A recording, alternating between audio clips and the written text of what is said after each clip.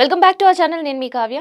So present చాలా hot politics అనేవి మళ్ళీ తెలంగాణలో స్టార్ట్ అయినాయి అని చెప్పొచ్చు. ఎందుకంటే ఒక పక్క విమర్శలు కావచ్చు, ప్రతి విమర్శలు కావచ్చు, ఫోకస్ మొత్తం అంతా కూడా అసలు ఇప్పుడు అధికార పక్షంలో ఉన్న కాంగ్రెస్ ఏం చేస్తుందని కాదు, బీఆర్ఎస్లో ఏం జరుగుతుంది అని మాట్లాడుకునే పరిస్థితికి వచ్చింది. నిజంగా బీఆర్ఎస్లో ఏం జరుగుతుంది? కవిత కొత్త పార్టీ పెట్టబోతుందా?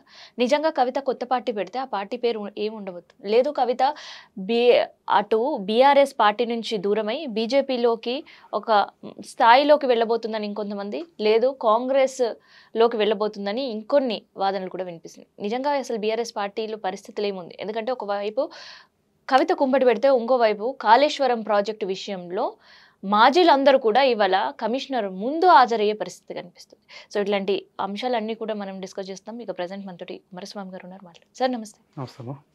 సార్, ఏం జరుగుతుంది అసలుకి? ఇన్ని రోజులు ప్రజలకు పార్టీ ఏం చేస్తుంది, ఇచ్చిన హామీలు ఎంతవరకు నెరవేర్చింది, ఇవన్నీ డిస్కషన్ జరిగేది. కానీ ఇప్పుడు ఆ డిస్కషన్ కాదు, అసలు బీఆర్ఎస్ పార్టీలో ఏం జరుగుతుంది, కవిత ఏ పార్టీ పెట్టబోతుంది అనేదే హాట్ టాపిక్గా మారింది. అసలు నిజంగా కవిత పార్టీ పెట్టే పరిస్థితి అనిపిస్తుందా? అంటే పార్టీ పెట్టడం అనేది భారతదేశంలో ఒక సిటిజన్ ఆఫ్ ఇండియాగా అందరికీ రైట్ ఉంది, పెట్టుకోవచ్చు పార్టీ పెట్టాలంటే. కానీ బట్ కవిత గారి గురించి ఈ మధ్య జరుగుతున్న చర్చను నేపథ్యాన్ని కొంత అర్థం చేసుకోవడానికి మనం ప్రయత్నం చేస్తే, ఒకటి ప్రారంభ దశ నుంచి అంటే టీఆర్ఎస్ పార్టీ ఆవిర్భావం తర్వాత అటు కేటీఆర్ గారు కానీ ఇటు కవిత గారు యాక్చువల్గా వాళ్ళు అంతకుముందు యుఎస్ఏలో ఉండేవాళ్ళు. పార్టీ పెట్టి పార్టీ అంచెలంచెలుగా ఎదుగుతున్న క్రమంలో ఉద్యమంలో భాగంగా పార్టీ ఒక మంచి రికగ్నిషన్ పొంది ఈవెన్ ఎలక్ట్రల్ పాలిటిక్స్లో కూడా మంచి పర్ఫార్మెన్స్ చేయడానికి అవకాశం ఉన్నప్పుడు వాళ్ళు పార్టీలోకి రావడం జరిగింది. కోర్స్ పార్టీ ఎస్టాబ్లిష్ చేసిందే వాళ్ళ నాన్న కాబట్టి కేసీఆర్ గారు వచ్చారు. బట్ స్టార్టింగ్ నుంచి చూస్తే అంటే ఇప్పుడు ఆమె ప్రధానంగా మెల్లమెల్లగా మాట్లాడుతూ మొన్న చాలా తీవ్రమైన స్థాయిలో విమర్శ చేయడం అనేది, దానిలో రెండు విషయాలు మనం గమనించవచ్చు. ఒకటి, పార్టీని బీఆర్ఎస్ పార్టీని వ్యవస్థాగతంగా సంస్థాగతంగా ఇంకా పటిష్టమైన నిర్మాణం చేయకపోతే రాబోయే కాలంలో పార్టీకే భవిష్యత్తు ఉండదు అనేటువంటి ఒక చర్చను ఆమె లేవనెత్తింది. ఏది వరంగల్ మన హన్మకొండ డిస్టిక్ ఎలకతుర్తిలో జరిగిన సభ తర్వాత ఒక లెటర్ రాయడము, దాంట్లో చాలా విషయాలు అంటే సక్సెస్ మంచి విషయాలు ప్రస్తావించారు. పార్టీ పరంగా జరుగుతున్నా లేదా పార్టీ పరంగా అంతర్గతంగా బహిర్గతంగా ప్రజలు ఏమనుకుంటారు పార్టీ పట్ల, నాయకత్వం పట్ల, పార్టీ పని విధానం పట్ల రెండు ఉన్నాయి. అంటే ప్రజల నుంచి వస్తున్నటువంటి పాజిటివ్ రెస్పాన్స్ను ప్రస్తావించారు. అట్లాగే ప్రజలలో గూడు కట్టుకున్నటువంటి కొంత నెగిటివిటీ ఏమిటి ఉంది పార్టీ మీద, నాయకత్వం మీద అనేది కూడా ప్రస్తావించారు. సరే, ఈ విషయం అంటే అంటే ఒక లెటర్ రాయడం కూడా వాళ్ళ ఆమె తర్వాత కాలంలో మాట్లాడిన దాన్ని బట్టి ఇదేం ఫస్ట్ టైం కాదు నేను మా డాడీకి అంటే నా అభిప్రాయం చెప్పడం. ఓసారి అవకాశం ఉన్నప్పుడు ఓవరాల్గా చెప్తాము, లేదా చాలా విషయాలు చెప్పాలనుకున్నప్పుడు టైం లేదనుకున్నప్పుడు, లేదా ఆయన మూడు కరెక్ట్గా వినే మూడ్లో లేనప్పుడు రాతపూర్వకంగా అనేక సందర్భాల్లో నేను ఇట్లాంటి లెటర్స్ రాసినాను. వారికి అందేది, వారు చదివేవారు. కొన్ని మార్పులు చేర్పులు జరుగుతుండేది, కొన్ని జరగపోయేది. బట్ ఎప్పుడు అయినా కూడా ఇచ్చినటువంటి సమాచారము ఆన్ పేపర్ మీద ఇచ్చినప్పుడు చదివి దాన్ని మళ్ళీ చించేయడమో కాల్ చేయడం ఏదో జరుగుతుండేది. బట్ ఈసారి నేను వ్యక్తీకరించినటువంటి అభిప్రాయాలు ఆ లెటర్ వారికి చేరి ఆ విషయాలన్నీ కూడా నేను చెప్పదలుచుకున్న విషయాలన్నీ డీటెయిల్గా ఇచ్చిన రిపోర్ట్ని కావాలనే అది బయటికి లీక్ చేసినారు. కొంతమంది నా మీద కుట్ర పన్నుతున్నారు. అంటే బీఆర్ఎస్ పార్టీలో నా ఎదుగుదలను ఇష్టపడని వాళ్ళే ఈ పని చేసినారు అనేటువంటిది ఆమె చేస్తుంది. పార్టీ మారినా, లేదంటే వేరే పార్టీ నుంచి వచ్చినా, లేదంటే సొంత పార్టీ కొంత క్యాడర్ ఉన్నా అట్లా విమర్శలు చేస్తే ఓకే, బయట పార్టీ వాళ్ళు బీఆర్ఎస్లో చేరారు కాబట్టి వాళ్ళపైన అట్లాంటి ప్రభావం ఉంటుంది. అరే, పార్టీ స్టార్టింగ్ నుంచి ఉన్నారు, ఉద్యమంలో ఉన్నారు, సొంత మాజీ ముఖ్యమంత్రిగా ఉండే కేసీఆర్ బిడ్డ కూడా నా ఎదుగుదలను ఓర్చుకోలేకపోతున్నారు అనే కమెంట్స్ ఏంది అసలు? లేలే, అదేమి ఇప్పుడు అంటే అదొక బీఆర్ఎస్ పార్టీకి మాత్రమే పరిమితం కాదు. భారతదేశంలో నాకు తెలిసి 1 or 2 పార్టీస్ ఎక్సెప్ట్ బీజేపీ, మిగతా పార్టీలన్నీ కూడా వారసత్వాన్ని ఎంకరేజ్ చేసిన పార్టీలే. అంటే కుటుంబ నేపథ్యం లేదా పార్టీని ఎస్టాబ్లిష్ చేసిన నాయకుడికో నాయకురాలకో పిల్లలు లేకపోతే వాళ్ళ అన్నబిడ్డలో లేదా చెల్లబిడ్డలో అంటే వాళ్ళ రక్త సంబంధికులను మాత్రమే పార్టీకి నాయకుడిగా లేదా నాయకురాలుగా ప్రొజెక్ట్ చేసేటువంటి ఒక సంస్కృతి భారతదేశంలో చాలా సంవత్సరాలుగా ఉంది. మీరు ఏ పార్టీ అయినా తీసుకోండి. ఇప్పుడు బీఆర్ఎస్ పార్టీ కాదు. టీడీపీ తీసుకోండి, వైఎస్ఆర్ పార్టీ తీసుకోండి. అంటే మీరు అనేది ఏంటంటే వాళ్ళకి ప్రాధాన్యత ఉంటది అనేది. అంటే సో భారతదేశం వాళ్ళకి ప్రాధాన్యత ఉన్నప్పుడు కవితకు నిజంగా ప్రాధాన్యత లేదా? లేదంటే లిక్కర్ కేసు ఇంపాక్ట్ ఇంకా కూడా కవిత పైన ఉంది అనుకోవచ్చా? తప్పకుండా అది ఉంది. అంటే కోర్స్ అంటే ఇప్పుడు నా అంచనా ప్రకారం ఏంటంటే కవిత అంటే ఉమెన్ అయినప్పటికీ ఆమె చాలా రాజకీయ అధికారం పట్ల ఒక స్పష్టమైన వైఖరిని కలిగి ఉన్నట్టు అనిపిస్తుంది. అంటే మిగతా వాళ్ళలాగా సమిష్టిగా ఉండడానికి ఇష్టపడదు బేసికల్గా. ఆమె అనుకుంటుంది ఏంటంటే నిజంగా కూడా ఆమె కొన్ని సందర్భాల్లో చూస్తే ఆమె అంటే ప్రజలతో మూమెంట్లో ఉండే పద్ధతిని చూస్తే ఆమె కేటీఆర్ గారితో పోలిస్తే ఆమె చాలా ఓకల్. ఎప్పుడు నిరంతరం ఈవెన్ టీఆర్ఎస్ పార్టీగా అప్పుడు ప్రారంభంలో టీఆర్ఎస్ పార్టీ ఉండే కదా, టీఆర్ఎస్ పార్టీ ఒక ఉద్యమ పార్టీగా ఉన్నప్పుడు కూడా టీఆర్ఎస్ పార్టీ నాయకుడిగా ఉన్న కేసీఆర్ గారు బేసికల్గా ఆయన ఒక స్ట్రీట్ ఫైటర్ కాదు. ఎప్పుడు తను ఒక నాయకుడిగా తెలంగాణ రాష్ట్రం కావాలనే ఆకాంక్ష బలంగా కోట్లాది మంది విశ్వసిస్తున్న కాలంలో కూడా తను ఎన్నడూ వచ్చి వీధి పోరాటాలు చేయలే. ఎప్పుడు ఒక మైండ్ గేమ్ వ్యూహకర్తగా ఉండి ఆ వ్యూహాన్ని రచించి కార్యకర్తల ద్వారా ఇతర క్యాడర్ ద్వారా ఇతర లీడర్స్ ద్వారా దాన్ని ఎగ్జిక్యూట్ చేసేవాడు. సో బై నేచర్ కేసీఆర్ ఏంటంటే he believes very strongly that leader అనేవాడు ఎప్పుడైనా కూడా ఐడియాస్ని జనరేట్ చేయాలి, భావజాలాన్ని జనరేట్ చేసి దానికి అనుగుణంగా పార్టీ ప్రజలు దాంట్లో మమేకమైపోయి ఉద్యమాలు నిర్మించాలి తప్ప లీడరు పోయి ఎక్కడో స్ట్రీట్ ఫైట్ చేయాల్సిన అవసరం లేదండి. But Kavitha slightly different. దాన్ని రెస్పెక్ట్ చేస్తున్నా డెఫినెట్లీ. ఇప్పుడు ఫస్ట్ నుంచి కూడా ఆమె తెలంగాణ జాగృతి అనేటువంటి ఒక ఆర్గనైజేషన్ పెట్టుకొని పార్టీలో మెంబర్. ఆమె పార్టీలో మెంబర్ అయినప్పుడు పార్టీకి జనరల్గా ఏ రాజకీయ పార్టీకి అయినా కూడా అఫిలియేషన్ సంఘాలు ఉంటాయి, విద్యార్థి సంఘాలు ఉంటాయి, అట్లాగే మహిళా సంఘాలు ఉంటాయి, యువత ఒక వింగ్ ఉంటుంది, కార్మిక వింగ్ ఉండవచ్చు, రకరకాల వింగ్స్ ఉంటాయి. ఇంకా మన భారతదేశంలో ఒక అడుగు ముందుకేసి అన్ని రాజకీయ పార్టీలు ఎక్సెప్ట్ అగ్రకులాలకు సంబంధించిన వింగులు తప్ప బీసీ సెల్ ఉంటుంది, ఎస్సీ సెల్ ఉంటుంది, ఎస్టీ సెల్ ఉంటుంది, ఇంకా రకరకాల సెల్లు మైనారిటీ సెల్స్ పెడతారు. సో ఇదొకటి. అఫిలియేషన్ సంఘాలు విద్యార్థి సంఘాలు ఉంటాయి, మహిళా సంఘాలు ఉంటాయి, తర్వాత కార్మిక సంఘాలు ఉంటాయి. లేకపోతే ఇప్పుడు తెలంగాణకు ఉన్నటువంటి స్పెసిఫిసిటీ రీత్యా మనకు కోల్ మైన్స్ దాని మీద కూడా ఎప్పటి నుంచో ఉంది, అక్కడ సంఘాలు ఉన్నాయి. బట్ ఈమె చాలా డిఫరెంట్. అంటే పార్టీలో అది భాగం కాదు తెలంగాణ జాగృతి. ప్రారంభ దశ నుంచి కూడా ఆమె పొలిటికల్ ఎంట్రీ అయినప్పటి నుంచి కూడా పార్టీలో ఉంటుంది, పార్టీ పని చేస్తుంది, పార్టీలో బాధ్యతలు ఇస్తే బాధ్యతలు నిర్వహిస్తుంది. కానీ ఎప్పుడు అంటే ఫ్రమ్ ద బిగినింగ్ నుంచి కూడా ఆమె యొక్క ఐడెంటిటీని సపరేట్గా కాపాడుకోవాలి అనేటువంటి అవగాహనతో ఉన్నట్టు అనిపిస్తుంది నాకు. అందుకని తెలంగాణ జాగృతి పెట్టింది. ఉద్యమ కాలంలో కూడా తెలంగాణ జాగృతి పెట్టి అయితే ఇప్పుడు తెలంగాణ జాగృతి ఉద్యమం కాలంలో ఎంత షార్ప్గా పనిచేసిందో ఏం చేసిందని ప్రతి ఒక్కరికి తెలుసు.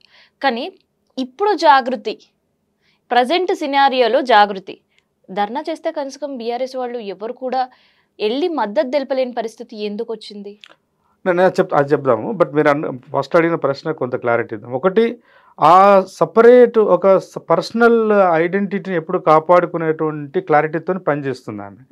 ఈలోపు సరే అధికారంలో ఉన్నప్పుడు అన్నీ బాగానే ఉంటాయి, ఏమైనా చిన్న చిన్న పురపెచ్చలు ఉన్నా మనస్పర్ధాలు ఉన్నా కూడా అధికారం ప్రధానం కదా. అధికారం ప్రధానం కాబట్టి అధికారానికి ఎట్లాంటి మచ్చ లేకుండా ఉండాలంటే ఇంటర్నల్గా మాట్లాడుకునేటువంటి ఒక కల్చర్ ఉంటుంది. అధికారం పోయిన తర్వాత ప్రతిపక్షంలోకి వచ్చిన తర్వాత అప్పుడు కొంత బ్రీతింగ్ స్పేస్ ఉంటుంది, అంటే to have a critical mind అంటారు దాన్ని.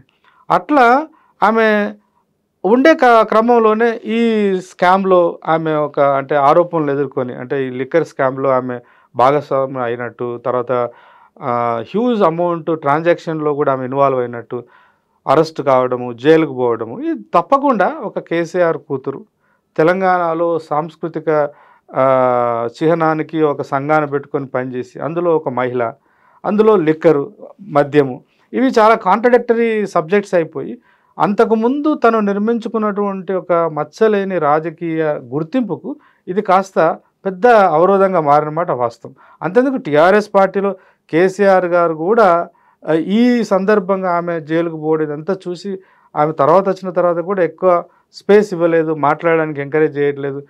కొన్ని సందర్భాల్లో చాలామంది కామెంట్ చేసిందంటే కొంతకాలము అసలు ఫామ్ హౌస్కి కానీ లేదంటే పార్టీ ఆఫీస్కి కూడా నువ్వు రాకుంటే బెటర్ అనేటువంటి సూచన కూడా చేశారని బయట చర్చ జరిగింది. అవును.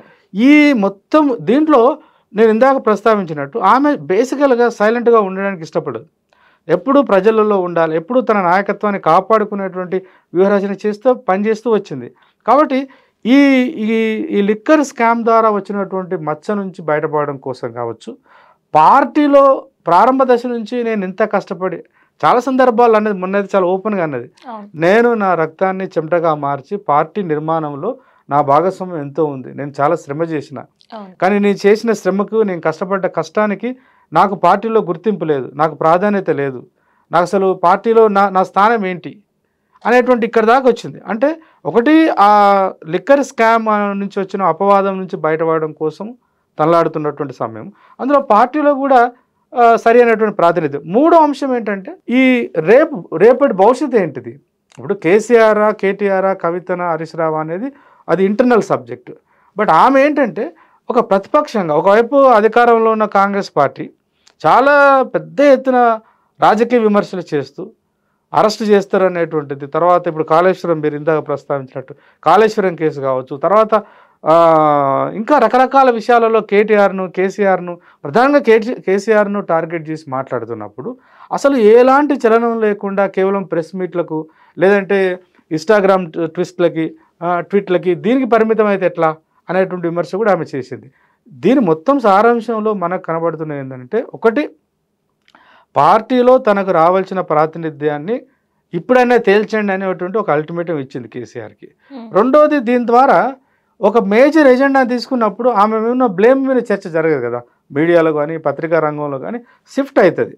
అంటే ఒక అంశము ఇంకో దగ్గర డైవర్ట్ చేయడానికి కూడా డైవర్ట్ మాత్రమే కాదు, డైవర్ట్ చేయడం అనేది ఒక చిన్న అంశం దానిలో అంతర్భాగంగా ఉన్నప్పటికీ దానికంటే మించి అసలు ఏంటి, what is my space in the party నిర్మాణము. కార్యనిర్వాహక అధ్యక్షుడిగా చాలా కాలం నుంచి కేటీఆర్ గారినే పెడుతున్నారు. తర్వాత మరి నాకెందుకు ఆ ప్రాధాన్యత రావట్లేదు, నాకు అసలు పార్టీలో నేను ఏంటి అనేటువంటి ఆ క్వశ్చన్ మార్క్ ఆమె వేసుకున్నప్పుడల్లా రాను ఇంకా ఇలాగే ఉంటే కష్టమవుతుందేమో అనేది ఒకటి. రెండోది, ఈ పార్టీ యాక్టివిటీలో భాగంగా కూడా ఎక్కడ ఆమెను ఇన్వాల్వ్ చేయాలి మొన్న జరిగిన మీటింగ్లో కానీ. అంటే కేసీఆర్ గారేమో చాలా ఏకాగ్రతతోని చాలా స్పష్టంగా సాధ్యమైనంత వరకు కేటీఆర్ని పార్టీ నాయకుడిగా ఎస్టాబ్లిష్ చేయడానికి ఆయన వ్యూహరచన చేస్తున్నాడు, ప్రయత్నాలు చేస్తున్నాడు. చాలా పెద్ద మీటింగ్లు అనేక రకాల్లో ఆయనను ఎక్స్పోజ్ చేస్తున్నారు బయటికి. ఆ దాంతోనే ఆమెకు ఒక క్లారిటీ వచ్చింది.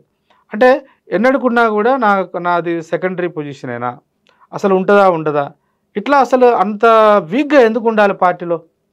రెండోది, నా విషయంలో కేటీఆర్ గారి విషయంలో తీసుకున్నంత శ్రద్ధ మా డాడీ నా విషయంలో తీసుకోవట్లేదు అనేది కూడా ఆమెకు లోపట ఉంది. అట్లని చెప్పేసి కేసీఆర్ను వ్యతిరేకించి కేసీఆర్కు చాలా దూరంగా వెళ్ళిపోవాలని కూడా ఇష్టపడట్లే ఆమె. సో వాళ్ళు వెళ్ళగొట్టినట్టు కనుక ఉంటే తప్పకుండా రేపు, ఎందుకంటే సైలెంట్గా ఉండేటువంటి వ్యక్తి కాదు ఆమె, ఆమెకంటూ ఒక నిర్మాణం కూడా వేసుకున్నది. ఆ తర్వాత మన అమెరికా పోయి వచ్చిన తర్వాత ఈ లెటర్ బయటకు వచ్చిన తర్వాత చాలా క్విక్గా ఆల్మోస్ట్ ఐ థింక్ ఇప్పుడు not even BJP, not even any other party except Jagruti, even TRS party కూడా ఇప్పుడు మొన్న జరిగినటువంటి ఇమ్మీడియట్గా ఆర్టీసీ బస్సు రేట్లు పెంచితే కూడా ఆమెనే బస్ భవన్ పోయి ధర్నా చేసింది. తర్వాత కేసీఆర్ గారికి నోటీసులు ఇచ్చి కమిషన్ ముందు హాజరు కావాలనంటే కేసీఆర్కి నోటీస్ ఇవ్వడం అంటే తెలంగాణకి ఇచ్చినట్టు అనేటువంటిది చాలా బిగ్గర్ స్టేట్మెంట్ చేస్తూ ఫైట్ అనేది ప్రజలలో ఉండి ప్రజలలో మమ్మకమై ప్రజల్ని కదిలిస్తూ తన నాయకత్వాన్ని నిలుపుకోవడానికి ప్రయత్నం చేస్తుంది. సో పవన్ కళ్యాణ్ గారిని కూడా కలిసింది కవిత. సో దీన్ని ఎట్లా తీసుకోవచ్చు అసలు? అంటే వాళ్ళ మధ్యలో ఏం చర్చ జరిగిందో మనం చెప్పలేం, వాళ్ళిద్దరిట్లో ఎవరైనా బయటకు చెప్తే తప్ప. అదే నేను అంటున్నాను, ఆమె ఒక పవన్ కళ్యాణ్ గారినే కాదు, ఇప్పుడు చాలా సందర్భాల్లో కాంగ్రెస్ పార్టీ ఇప్పుడు ఈ రోజు కూడా పెద్ద న్యూస్ అంటే ఇప్పుడు ఉండే కూటమి ప్రభుత్వానికి బీఆర్ఎస్ ప్రభుత్వానికి ఉప్పు నిప్పులాగా ఉండే పరిస్థితి. సో అక్కడ కూటమి ప్రభుత్వం ఏర్పడిన తర్వాత కూడా ఎప్పుడు కేటీఆర్ కావచ్చు, కేసీఆర్ వాళ్ళకి సంబంధించిన వాళ్ళ నోట ఒక్కసారి కూడా మాట వినని పరిస్థితి. మోర్ ఓవర్ అక్కడ లీడ్ చేస్తుంది చంద్రబాబు నాయుడు అని తెలిసిందే. సో ఉప్పు నిప్పులాగా ఉండే కూటమి ప్రభుత్వంతో కవిత వెళ్ళి కలిసి మాట్లాడడాన్ని అసలు ఎట్లా తీసుకోవచ్చు? ఏదైనా కూడా ఇప్పుడు రాజకీయాలలో శాశ్వత మిత్రులు ఉండరు, శాశ్వత శత్రువులు ఉండరు. అవసరాల రీత్యా ఏ నాయకుడైనా ఇంకో నాయకుడిని కలుస్తారు. బయట మనలాంటి వాళ్ళకి చర్చించుకోవడానికి లేదా సామాన్య ప్రజలు కొంత కన్ఫ్యూజన్ గురైపోతుంటారు. కానీ ఏ నాయకుడు కూడా ఈవెన్ అందరూ కలుస్తారు. ప్రైవేట్ లైఫ్ అంతా కూడా చాలా సవ్యంగా చాలా ఫ్రెండ్లీగా ఉంటుంది వాళ్ళకి. అవును, అంటే ప్రైవేట్ లైఫ్ మీరు అన్నట్టు కూడా ప్రైవేట్ లైఫ్ వెళ్ళి కలిసింది వేరు. కవిత పబ్లిక్ గా కలిసి తన వీడియోస్, తన కలిసిన విషయం సంబంధించిన వీడియోస్ కూడా మీడియాకి సెండ్ చేయడం అనేది కూడా వేరు. డెఫినెట్ అక్కడే ఇప్పుడు ఇవన్నీ ఇప్పుడు అదే కదండి. కేసీఆర్ గారిని పొగుడుతూనే చుట్టుపక్కల ఆయన దేవుడు కానీ మిగతా వాళ్ళందరూ కూడా దయ్యాలనే విధంగా మాట్లాడము అంటే కేసీఆర్ను కాపాడుకున్నట్టు, కేసీఆర్ని గౌరవిస్తూనే కేటీఆర్ని కావచ్చు, హరీష్ రావుని కావచ్చు, సంతోష్ని కావచ్చు, లేదా కేసీఆర్ చుట్టూ ఉన్నటువంటి ఒక ఫ్రేమ్ వర్క్ ఉంటుంది కదా, అంటే ఒక చిన్న టీం ఒకటి ఉంటుంది. వీళ్ళు ముగ్గురేమో కుటుంబ సభ్యులు. బట్ వాళ్ళు కాకుండా కూడా ఇంకొక 2-3 ఉన్నారు. వీళ్ళందరినీ దృష్టిలో పెట్టుకొని ఆ కామెంట్ చేసినట్టే. రెండోది ఇప్పుడు పవన్ కళ్యాణ్ గారిని కలవడం కావచ్చు, ఇంకెవరిని కలవడం, ఇవన్నీ ఏంటంటే నాకు కనుక సరి అయిన ప్రాతినిధ్యం లేకపోతే, నా యొక్క రోల్ అనేది స్పష్టంగా ఈక్వల్గా లేకపోతే కేటీఆర్తో సమానంగా డెఫినెట్గా నేను ఒక ఛాయిస్ తీసుకోవాల్సిన పరిస్థితి ఏర్పడితే ఏంటిది అన్నప్పుడు పవన్ కళ్యాణ్ కలవడం కావచ్చు, రేపు ఇంకోని పవన్ కళ్యాణ్ కలిసి ఎందుకు రిలీజ్ చేసిందంటే ఇదంతా ఏంటంటే లీక్ చేయడంలో వెనకాల ఏంటంటే చర్చ, ఒక రకమైనటువంటి సిగ్నల్ ఇవ్వడం. మీరు ఏం తేల్చండి ఫస్ట్. ఆమె అంది కదా మొన్న బాటంగానే, నా రోల్ ఏందో, నా అస్తిత్వం ఏదో తేల్చవలసిన అవసరం కూడా పార్టీకి ఉందన్నది. పార్టీ అంటే ఎవరు? అంత ప్రజాస్వామికంగా ఏం లేదు కదా, అదో కుటుంబ పార్టీ. కాబట్టి ఎవరిని మళ్ళీ కేసీఆర్ గారిని అడుగుతుంది ఆమె. ఇప్పుడు పవన్ కళ్యాణ్ కలవడం ఎందుకంటే రేపు రాబోయే డెఫినెట్గా అంటే ఒకటి ఇప్పుడు ఆల్రెడీ కాంగ్రెస్ నుంచి చాలా బలమైన విమర్శ వస్తుంది. ఈవెన్ కాంగ్రెస్ పార్టీలో ఆమె కలవడానికి ప్రయత్నం చేసింది అనేటువంటిది ఒక వాదన. లేదు బీజేపీ వాళ్ళతోని కూడా కలిసి రేపు రాబోయే ఎన్నికలలో ఒక పార్టీ పెట్టుకొని బీజేపీతోని కలిసి పనిచేసే ఆస్కారం కూడా ఉన్నదని అంటున్నారు. సో ఇప్పుడు పవన్ కళ్యాణ్ కలవడం ఏంటంటే పవన్ కళ్యాణ్ అనేటైనా ఇప్పుడు అక్కడ ఉప ముఖ్యమంత్రిగా ఉన్నాడు. రెండోది ఒక రీజనల్ పార్టీ, ఒక స్మాల్ పార్టీ. తర్వాత తను ఫ్రీక్వెంట్గా బీజేపీ అధినాయకత్వం మోడీ గారితో ఉన్నటువంటి సంబంధము. అట్లా ఈ సంబంధాలన్నిటినీ రేపు భవిష్యత్తులో ఏదైనా అవసరం అనుకుంటే వాడడం కోసం కావచ్చు, లేదా దీన్ని ఇక్కడ చూపించి రేపు రాబోయేటువంటి 2008-9 ఎలక్షన్లలో 2029లో జరగబోయే ఎన్నికలలో ఆమె బలంగా ఒక చర్చ వస్తుందనంటే ఒకవేళ పార్టీలో కనుక ఆమె కోరుకున్నట్టు అన్ని సవ్యంగా జరగకపోతే జాగృతిని ఆల్రెడీ చాలా ఇప్పుడు ఒక మామూలు ఆఫీస్ ఉండే మళ్ళీ ఒక ఆఫీస్ ఓపెన్ చేసినారు, జిల్లాలలో ఆఫీసులు ఓపెన్ చేస్తున్నారు. తర్వాత యాక్చువల్గా అది ఒక చిన్న ఒక social organisation Jagruthi. It is not a political party కదా. అయినా ఆమె ఏమంటుంది, జాగృతి తెలంగాణ జాగృతిలో కూడా ఎస్సీ వింగ్ని ఏర్పాటు చేస్తా, ఎస్టీ వింగ్ని ఏర్పాటు చేస్తా, మహిళా వింగ్ని ఏర్పాటు చేస్తా, తర్వాత ముస్లిం మైనారిటీ, అంటే ఒక ఆల్మోస్ట్ తెలంగాణ జాగృతిని ఆమె ఇస్తున్నటువంటి ప్రొజెక్షన్ అంతా కూడా ఒక రాజకీయ పార్టీకి ఉండవలసినటువంటి అన్ని హంగు ఆర్భాటాలను ఆల్రెడీ ప్రయత్నం చేస్తున్నది. ఇవన్నీ ఏంటిది, రేపు ఒకవేళ పార్టీ పెడితే ఇవన్నీ కూడా మళ్ళీ దాంతో కలిసి పనిచేయాలనేటువంటి ఒక కార్యాచరణ ఆల్రెడీ ప్రారంభం చేసింది. ఈ మొత్తము పరిణామాలను చూసినప్పుడు తప్పకుండా ఆమె మరి పార్టీ పెట్టే అవకాశం ఉంది అనేటువంటిది. మరి గతంలో మనం తెలంగాణ మూమెంట్ లో చూసాం, జాగృతి ఏ కార్యక్రమం చేసినా కూడా ఎవరో ఒకరు బీఆర్ఎస్ పార్టీ నుంచి నేతృత్వం వహించి జాగృతికి సపోర్ట్ చేసేవాళ్ళు, జాగృతిని ప్రమోట్ చేసేవాళ్ళు. కానీ ఏంది ఇప్పుడు ఏకంగా కేసీఆర్కి నోటీసులు ఇచ్చిర్రని వెళ్ళి కవిత ధర్నా చేసినా కూడా ఎందుకు ఎవరు కూడా ఎటువంటి సంబంధం, మాకు సంబంధం లేదు అన్నట్టు ఎందుకు వ్యవహరిస్తున్నారు? కేసీఆర్ గారితో చాలా అనుబంధంగా ఉన్నటువంటి ఈటల రాజేందర్ గారు ఈ మధ్యలో ఒక స్టేట్మెంట్ చేసినారు. అంటే పార్టీలో ఉన్నప్పుడు చాలా అనుబంధంగా, చాలా ఆల్మోస్ట్ వెరీ క్లోజ్ అసోసియేట్లో ఆయన ఒకరు. ఆయన ఏమన్నాడంటే ఏదో ఒక టీవీ డిబేట్లో మాట్లాడుతూ కేసీఆర్ గారి యొక్క మనస్తత్వం ఏమిటి అనే ప్రశ్న వచ్చినప్పుడు ఆయన మంచి అయినా చెడైనా ఒక వ్యక్తిని ఇష్టపడితే ఎక్కడి దాకానైనా వచ్చి సహాయం చేస్తాడు.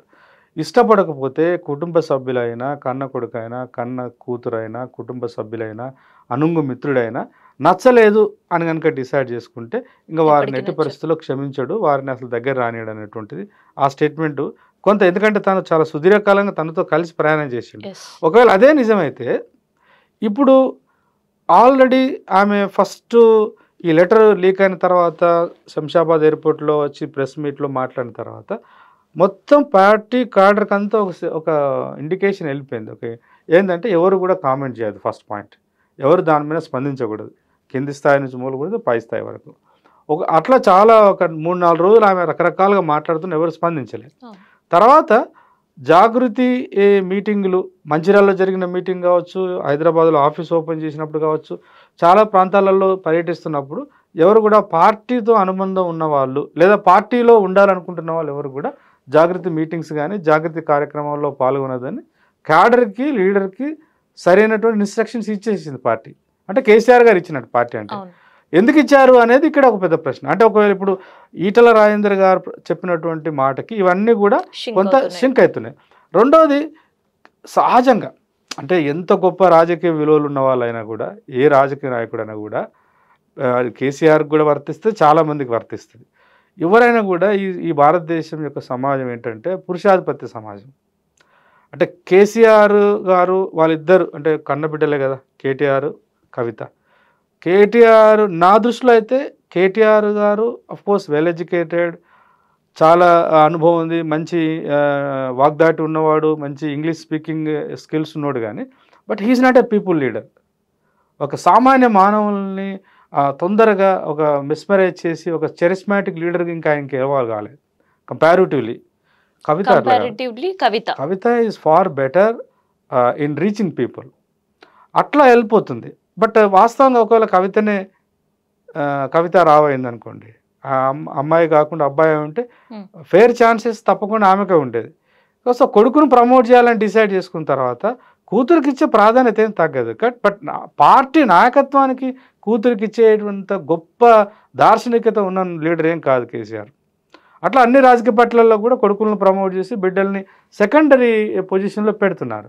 అది కూడా కేసీఆర్ దానికే కన్ఫైన్ అయి ఉంటాడు, బహుశా ఉన్నాడు. కాబట్టి ఆమె ఎంత ఒత్తిడి చేసినా కూడా రావాల్సినంత స్పందన కానీ రావాల్సినంత ఒక తండ్రి నుంచి రావాల్సినటువంటి అనురాగం లేదా అనుబంధం రావట్లేదు.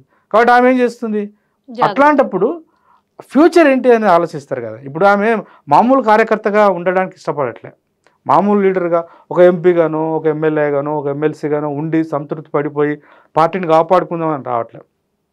ఏంటంటే నాకు ఏం తక్కువ, డబ్బు ఏం తక్కువనా, పోటీ పడి సంపాదించారు కదా అధికారంలో అప్పుడు డబ్బులు, మామూలు డబ్బులు సంపాదించలే. నువ్వు ఉమ్మడి 10 జిల్లాలలో ఎక్కడికి వెళ్ళినా కూడా కవిత పేరు వస్తుంది. ల్యాండ్ విషయంలో కావచ్చు, చాలా రియల్ ఎస్టేట్ వ్యాపారం కావచ్చు, ల్యాండ్ బాగా సంపాదించారండి, డబ్బులు సంపాదించారు, డబ్బు ఉంది, ఆస్తులు ఉన్నాయి, కంపారిటివ్లీ నేనే ఫార్ బెటర్ అనేటువంటి క్లారిటీ ఆమెకు ఉంది. ఆమె చుట్టూ ఉన్న వాళ్ళు కూడా చెప్తుంటారు కదా, అక్క మీరే చాలా బాగా చేయగలుగుతారు. నిజంగా కూడా నాకు అంటే వారితో పరిచయం లేదు కానీ బట్ యాజ్ ఏ ఒక అబ్జర్వర్గా నేను సిన్స్ మై స్టూడెంట్ డేస్ నుంచి కూడా ఆమె చూస్తున్నాను కదా. She is very vocal and active. ఆమె అట్లా నిర్ణయం తీసుకుంటుంది. ఆమెకు ఉన్నటువంటి ఇంకొక స్పష్టమైన బహుశా అనిపిస్తుంది ఆమె మాట్లాడుతుంటే అబ్జర్వ్ చేస్తుంది అంటే, డెఫినెట్గా రేపు రాబోయే కాలంలో నెక్స్ట్ ఎన్నికలలో తెలంగాణలో సింగిల్ లార్జెస్ట్ నెంబరు ఏ పార్టీకి రాదు. సార్వత్రిక ఎన్నికలలో ఏ బీజేపీ కావచ్చు, కాంగ్రెస్ కావచ్చు, ఈవెన్ బీఆర్ఎస్ కూడా స్వతహాగా పార్టీని ఏర్పాటు చేసేటువంటి ఒక అవకాశం లేదు.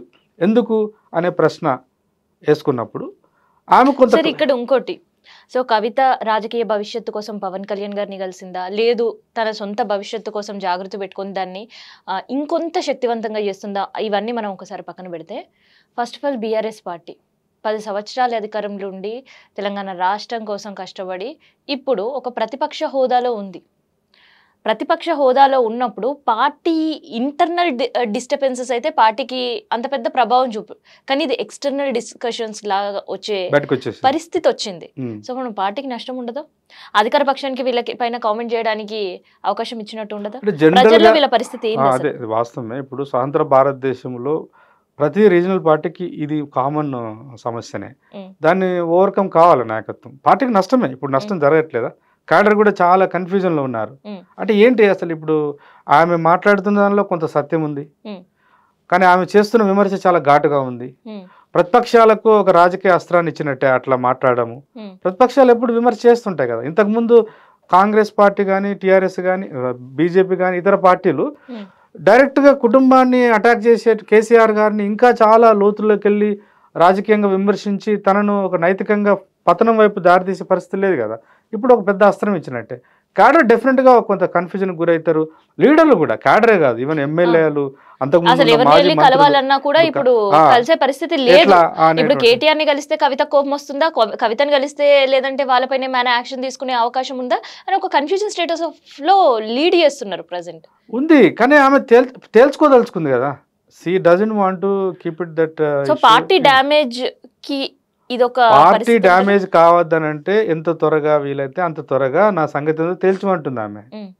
మీరు తేల్చినంత వరకు ఆమె అట్లాగే మాట్లాడుతూ ఉంటుంది కదా. ఆమె ఎక్కడ దానివల్ల తగ్గట్లే. పార్టీ పైన ఎఫెక్ట్ ఉంటుందా? పడితే పడిని పడితే నాకేం నష్టం. ఉమ్. ఇప్పుడు నాకు సరైన సముచిత స్థానం లేనప్పుడు, నా ఆత్మగౌరవానికి అక్కడ ప్రాధాన్యత, ప్రాముఖ్యత, నన్ను గౌరవించే పరిస్థితులు ఎంటైర్ సిస్టంలో లేనప్పుడు ఉమ్.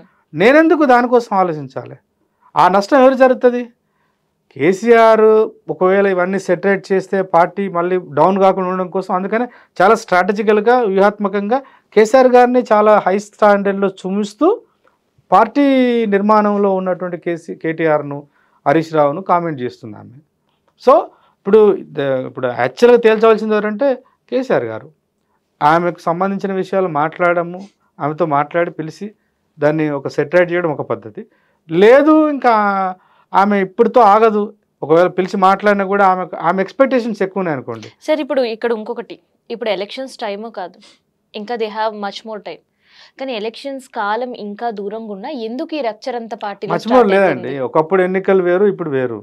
ఇప్పుడు ప్రతి పార్టీ చూడండి, అంటే మీకు జస్ట్ ఫర్ ద క్లారిఫికేషన్ కోసం చెప్తున్నా, ఏ రాజకీయ పార్టీ కూడా ఎలక్షన్లు ఇంకా 3 years తర్వాత ఉన్నాయని కంఫర్ట్ జోన్లో లేవు.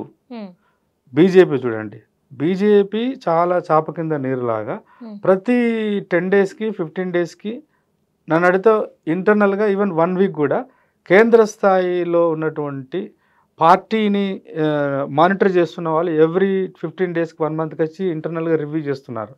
జిల్లా స్థాయిలలో పార్టీని ఎట్లా వ్యవస్థాగతంగా దాన్ని డెవలప్ చేయాలి, క్యాడర్ని ఎట్లా, క్యాడర్ క్యాంపులు జరుగుతున్నాయి, అన్నీ కూడా సిస్టమేటిక్గా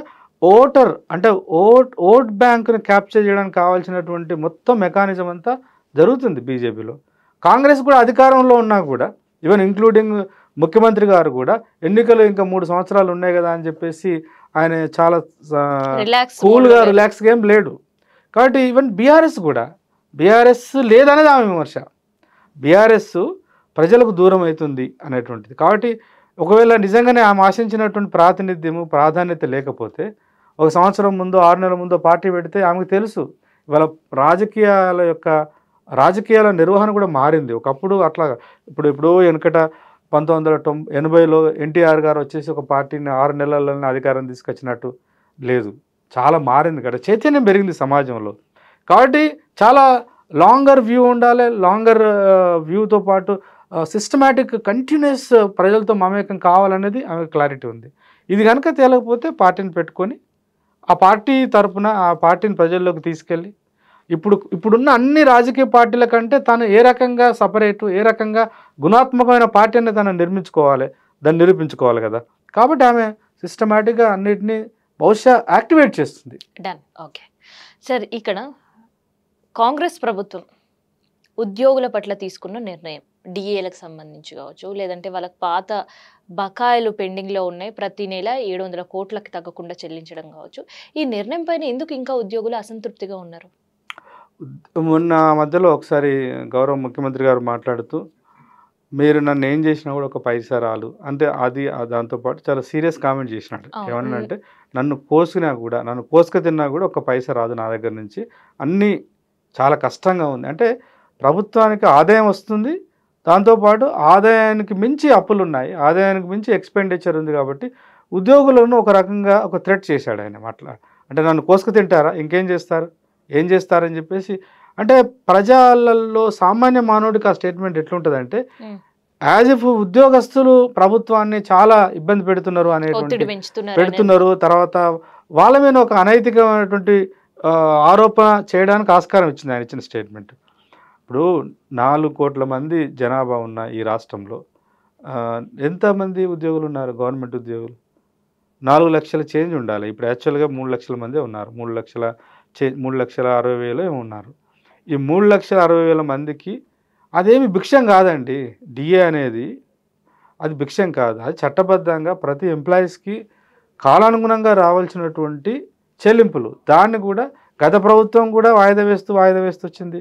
నాకు తెలిసి 1990 తర్వాత గ్లోబలైజేషన్ వచ్చిన తర్వాత ఈ గ్లోబలైజేషన్, లిబరలైజేషన్ ఎప్పుడైతే వచ్చిందో, ఎప్పుడైతే ప్రభుత్వం సంక్షేమ ప్రభుత్వ విధానాన్ని మార్చి పెట్టుబడిదారీ వ్యవస్థకు, తర్వాత బడా పెట్టుబడిదారులకు వ్యవస్థ రంగానంతా మారుస్తూ పోతున్న కాలంలోనే ఈ సంక్షోభం వచ్చింది.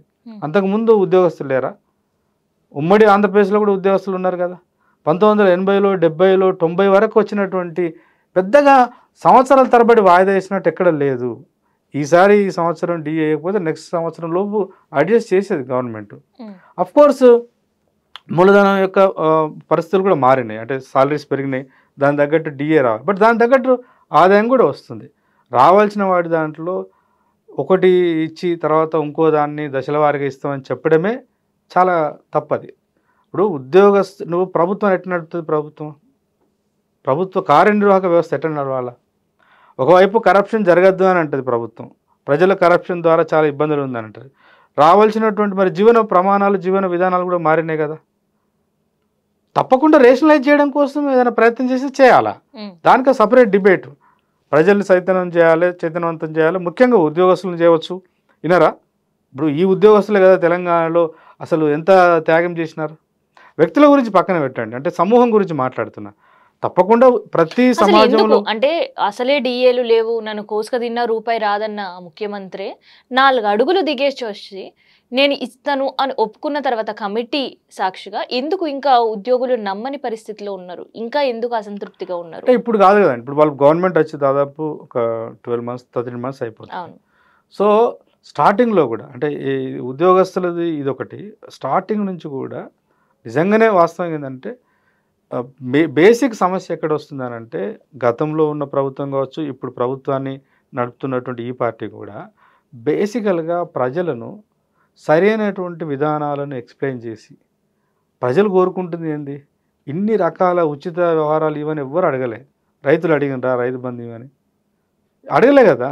రైతులు ఏం కోరుకుంటాడు? ఒక నికాసైన రైతు ఏం కోరుకుంటాడంటే తను పండించిన పంటకు న్యాయమైన ధర దొరకాలి మార్కెట్లో అని కోరుకుంటాడు. ఎప్పుడు ఉద్యోగులు ఎందుకు అసంతృప్తిగా ఉన్నారు గవర్నమెంట్ తీసుకున్న డెసిషన్ పట్ల?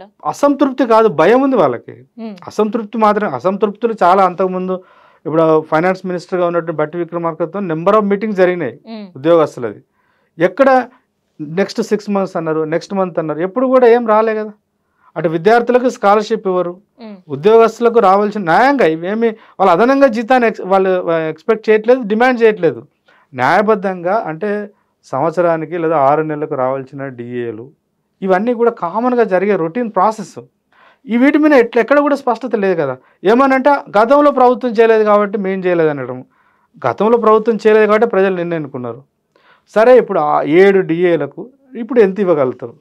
ఒక డిఏ ఇచ్చేసి రెండో డిఏని కూడా దశల వారీగా, అంటే అది ఒక ఇంక్రిమెంటల్ లేదా చిట్టేసుకున్నట్టు, అది కూడా వస్తుందా రాదా అనేటువంటి అపనమ్మకం అనేది వాళ్ళకు వచ్చేసింది.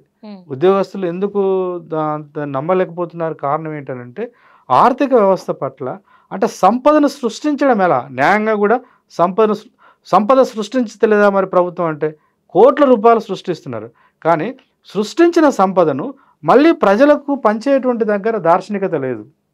అది ప్రభుత్వాన్ని అనవచ్చు, లేదంటే ప్రభుత్వాన్ని నాయకత్వం వహిస్తున్న రేవంత్ రెడ్డి గారు కూడా ఆయన గోల్ అంతా ఏంటిది? నెక్స్ట్ ఎన్నికలు మళ్ళీ ప్రజలకు ఏదో తాయిలాలు ఇచ్చినట్టు ఉండాలి, ప్రచారం ఆర్భాటం ఉండాలి, పెద్దగా ఏం పోకూడదు అక్కడికి. ఈ చేతికి వచ్చినటువంటి అమౌంట్ కూడబెట్టడమే. ఈ పార్టీ కాదు, ఏ పార్టీ అయినా కూడా ప్రజలు పన్నుల రూపంలో న్యాయంగా, ఉద్యోగస్తులు ప్రజలు పన్నుల రూపంలో చెల్లిస్తున్నటువంటి ఆదాయము చాలా పెద్ద ఎత్తున వస్తుంది. కానీ వచ్చిన ఆదాయాన్ని శాస్త్రీయంగా, హేతుబద్ధంగా అవసరం ఉన్న కాడ ఇన్వెస్ట్ చేయడానికి వాళ్ళకి మనసు లేదు. తర్వాత ఇప్పుడు ఇస్తే ఏంటిది? ఇప్పుడు డిఏలు అన్నీ ఇవ్వాలనుకోండి, ఇస్తే లెక్కలు చూపిస్తారు. ఇగో ఇన్ని కోట్ల రూపాయలు ఇప్పుడు ప్రభుత్వ ఖజానాకు నష్టం ఎందుకైతే దాన్ని నష్టంగా చూడొద్దు దయచేసి. నిజంగానే చాలా కష్టకాలం ఉంది అనుకోండి, రీజనబుల్గా రేషనల్గా కూడా ఆలోచించవచ్చు కదా. వాళ్ళు ఏమంటున్నారు ఉద్యోగస్తులు, కనీసం సగమన్నా ఇవ్వండి, అది కూడా ఒకేసారి యాడ్ చేయండి సాలరీకి, తర్వాత మిగతాది దశల వారీగా నెక్స్ట్ ఫైనాన్షియల్ ఇయర్ ఇవ్వండి, తర్వాత కొంత ఇట్లా. ఆయన అట్లా కాదు, ప్రభుత్వం అంతా కూడా ఫస్ట్ ఆఫ్ ఆల్ వాయిదా వేయడానికి ప్రయత్నం చేసినారు.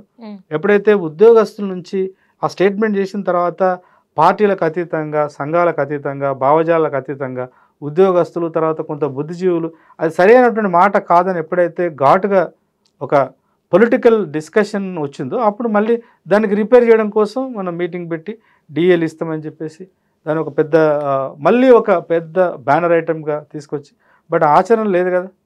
ఉద్యోగస్తులు పక్కన పెట్టండి, నేను యాజ్ అన్ ఎంప్లాయీ, ఒక యూనివర్సిటీ ఎంప్లాయీగా ఉద్యోగస్తులు మాకు పర్వాలేదు, సాలరీ వస్తుంది 1,50,000, సీనియర్ ఫ్యాకల్టీకి అయితే 3 లక్షలు 3 లక్షల పైనే ఉంటుంది, ఓకే నడుస్తుంది. కానీ పాపము ఉద్యోగస్తులుగా పనిచేసి రిటైర్డ్ అయిన వాళ్ళకి రావాల్సినటువంటి బెనిఫిట్స్ కూడా ఇవ్వట్లేదు. ఎవరో ఇంజనీర్ పాపం, ఎవరు ఆయన చాలా ఓల్డ్ పర్సన్, కోర్టుకి వెళ్ళాడు అనివార్యంగా.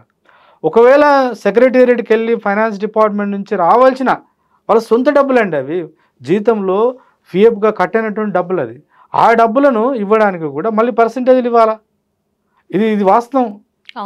పర్సంటేజ్లు ఇచ్చి ఇప్పుడు తను కూడబెట్టుకున్న వాళ్ళ పిల్లల కోసం కావచ్చు, లేదంటే వృద్ధాప్యంలో వచ్చేటువంటి ఆరోగ్య సమస్యల విషయం కావచ్చు, ఎన్నో కమిట్మెంట్స్ ఉంటాయి కదా.